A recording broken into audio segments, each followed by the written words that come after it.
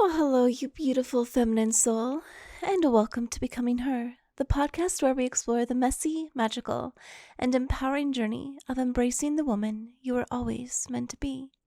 I'm Steph, your host and fun, cheerful ally, and I'm so happy you're here. Before we dive in, I want to give a soft, sparkly shout out to my Patreon community over at Beautifully Changed with Steph. If you're craving exclusive content like meditations, hypnosis, spicy stories, community, and heartfelt support for your femininity journey, come join us. Your support fills me up with love and also fills yourself with love too. You can find the link in the show notes or just search Beautifully Changed with Steph on Patreon. I'd love to see you there. Today, I want to talk about something that touches all of us: growth. Growth isn't linear, as much as we'd like it to be. It's not this tidy upward staircase where each step feels polished and proud and easy and smooth. Growth is more like wildflower roots, tangled, deep, sometimes quiet, sometimes bursting through the soil into full, gorgeous bloom. And sometimes it feels like absolutely nothing is happening at all. But it is.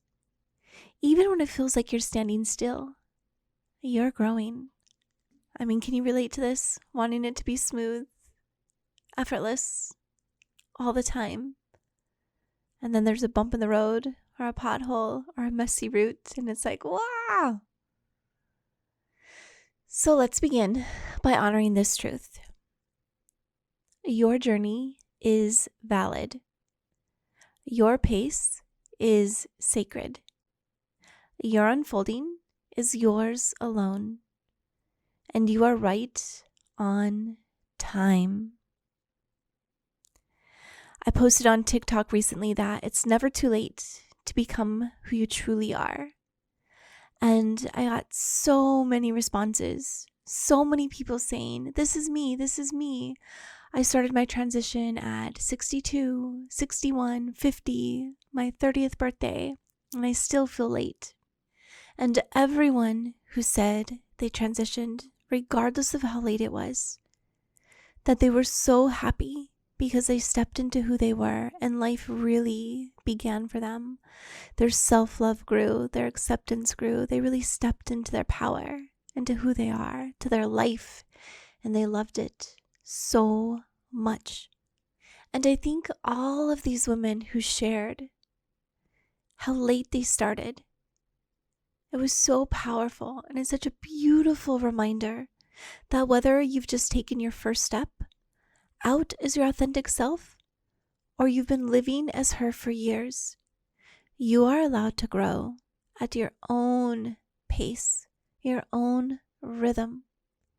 This is your dance, sweetie. So let's talk about 3 parts of growth I've noticed are most tender during transition: emotional growth, physical growth, and social growth. Let's start with emotional growth. This is often the most invisible and the most powerful. You may find yourself releasing years of shame, rewriting the story you were told to believe about yourself, that you have to hide who you are so that society can approve of you, that you have to be smaller, less feminine, less you, so you could fit in, even though you'll never feel like you belong. It's brave work, sweet girl. Sometimes grief and joy show up in the same breath. That's normal. That's human. You're allowed to feel it all. The joy, the celebration, the grief, the anger. Not only grief of people you may lose on your journey, but the time that was lost. The ages you won't have back. It's okay to grieve what you'll never have. And it's okay to grieve what you've lost. And it's okay to delight in the life you are now creating for yourself. To feel absolutely ecstatic that you get to put on makeup, the clothing, decorate the way you want to, have the name you want to be called, go on the dates you want to have. You're allowed to feel it all, so feel it. And allow yourself to break down that mask of having to be so emotionless as you pretended to be a man, as you tried to fit in as a man and be stoic, and only show those emotions of anger or fine. I think it was Bill Burr who said, men are only allowed to feel anger and fine. Anything else, nobody knows what to do with. So if you had to live hidden and behind the mask of pretending to be male, to try to fit in, even though you didn't belong, and now you're learning to feel your emotions, to acknowledge that sometimes you feel sad, sometimes you feel disappointed, sometimes you feel giddy, delighted. All of those things, overwhelmed, frustrated, nervous, overjoyed, filled with gratitude. You're allowed to feel it all. So feel it. Journal about it. Express it through dance, through food, through words. However you want to. Just let yourself feel your feelings. Acknowledge your feelings. Allow yourself to cry. Create environments to help you cry if you need to. Watch that really, really sad movie. Or all those videos of the soldiers coming home. Whatever it is that tugs at your heart, that allow your eyes to release some tears. Create space for you to feel all the grief and all the joy. And remember, you don't have to be perfectly confident or radiant every day. Some days are really hard. Some days are sad. And some days are so fun and so playful and so happy. And you don't have to be small on those days. Some days growth looks like crying in the shower. And other days it looks like smiling in the mirror. And just being blown away by your own beauty and saying, "Hi, beautiful. I see you."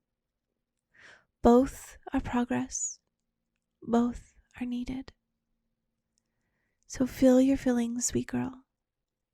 The hard ones. Whatever those are for you, feel them. Let them exist. Acknowledge them. And they won't stay forever. Feelings are like waves. They come and they go. Some are so big they almost knock you over. And some just tickle your toes as they splash your feet. But emotions come and they go. They're little messengers giving you information. Receive what they're telling you. And now let's talk about physical growth. Whether you're on hormones or not, or you're choosing to medically transition in other ways, or not at all, physical growth is a deeply personal journey, and one that I know so many of you are so hard on yourselves about. Do you pass enough? Do you look like a man in a dress? Will people see you, notice you? Will you be clocked? This is very heavy on so many of your hearts, not just for, do you look as feminine, as beautiful as the woman you want to be, but are you safe to exist? These are real concerns that you have. And I want to remind you that this is not the only thing that makes you a woman, or the most important thing. The gentleness with yourself, the softness with yourself. Also knowing, do you want to fit into society's definition of beauty? Of what you must look like? Or can you find a room and your definition and your appearance for what you find beautiful, for how you want to look, for how you want to express yourself? Remembering that you are already whole, you are already valid. You are allowed to make changes that help you feel more like you, and you're also allowed to fall in love with what's already there. How you look right now. And making peace with the size of your shoulders, with your voice.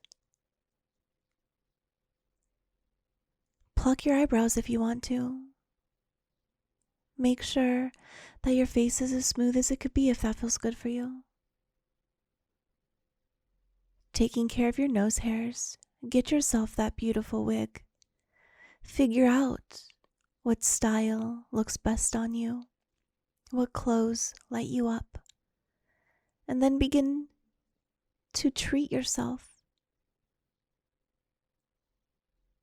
In this area, you may not be able to control or change everything, but you do have the ability to influence it by what you choose to wear, what makeup you do or don't do, how you do your hair or don't do, what accessories you use, knowing what colors look best on you, knowing the styles that look best on you. What is your body shape? How should you dress to look more feminine, to feel more feminine? And how do you work on your confidence? Because when you feel confident, everything else follows. And instead of focusing so hard on the walk alone, focus on your softness, your gentleness with yourself and others, your smile, your kindness, your ability to set boundaries, how you sit in a room, how you enter a room, how you listen to others, what space you create. There is no one way to be a woman. Really discover what it is for you. How do you want to show up? How do you want to look? What do you want to do as part of your transition? And then honor those things. And some days you may see changes that delight you. Other days you may feel impatient or discouraged. Just remember, the body listens. She's always trying to support you, and she loves when you love her back. Celebrate the small things, a new curve, a softening voice, a new favorite outfit. The way you hold yourself in the world. When you feel confident, when you feel beautiful. Take the pressure off and allow yourself to gently unfold, to gently become. And if anything I'm saying here you disagree with, that's completely fine. This is your journey, and I have not walked your journey. I am here walking beside you, supporting you, reminding you that you matter and that you're beautiful right now. Now let's talk about social growth and about the world outside of you. One of the hardest and most liberating parts of this journey is how it affects your relationships. You might lose people who don't understand your growth, who don't understand your truth, who feel like they lost you. And you might find people who see you and love you even deeper because of it, who welcome you into your life, who celebrate you. Your growth may challenge others, and it will nourish you. That's the hard part, right? The being stuck between a rock and a hard place is if you're true to yourself, it might hurt someone. They might feel pain too.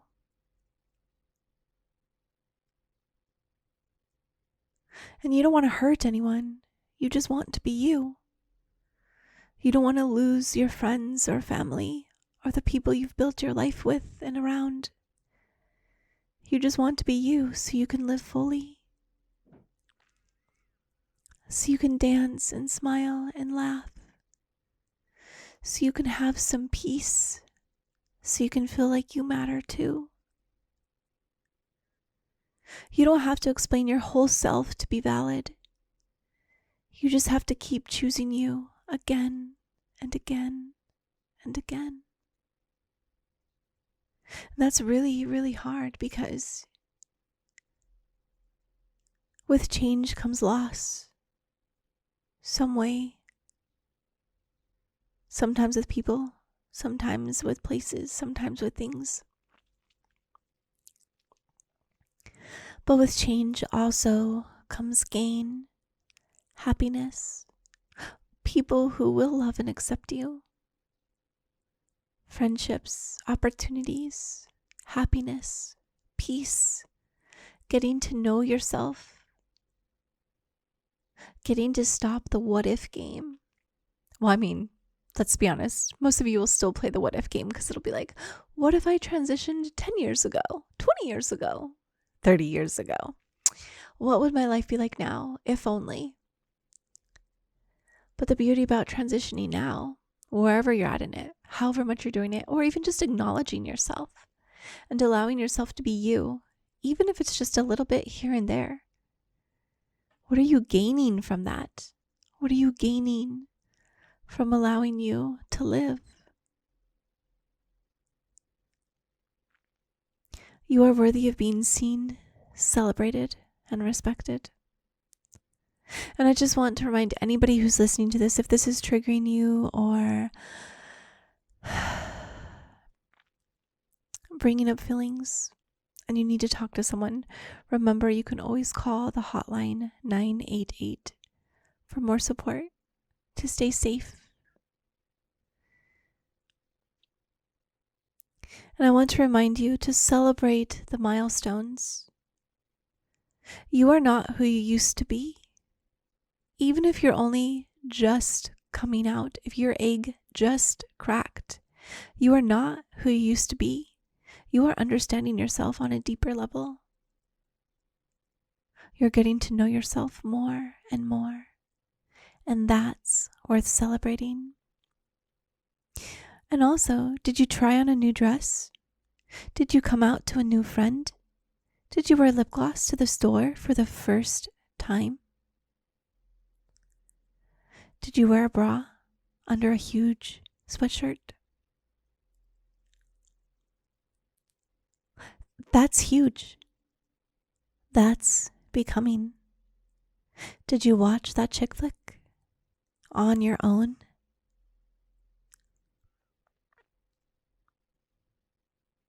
That's becoming. Growth isn't just the big things like surgeries or name changes, though those are very powerful too. Growth is every whisper that says, I'm allowed to be me. And I'm going to let myself be me right here, right now, in this moment. I hope you really take some moments and just be proud of yourself. Reflect on all that you've done, all the accomplishments, all the movement you've made. Be gentle with yourself. You are a beautiful soul walking a difficult path, and you have the skills to do so. And sweet girl, you can do hard things.